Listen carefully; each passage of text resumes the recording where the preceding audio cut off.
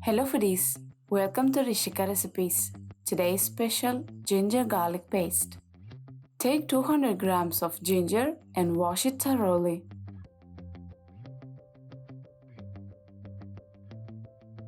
Take the same quantity, 200 grams of garlic, and peel it. To peel the ginger and garlic is not compulsory.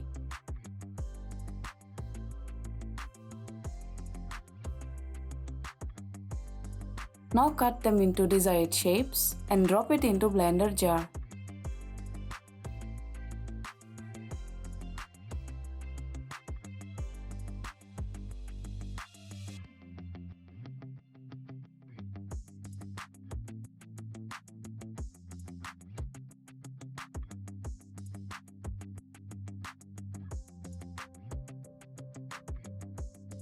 Add 1 teaspoon of rock salt. If rock salt is not available, then you can replace it with normal salt. Blend it for 10-15 seconds.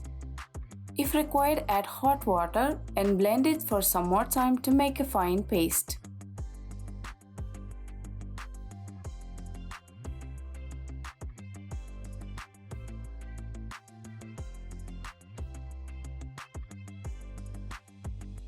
That's it.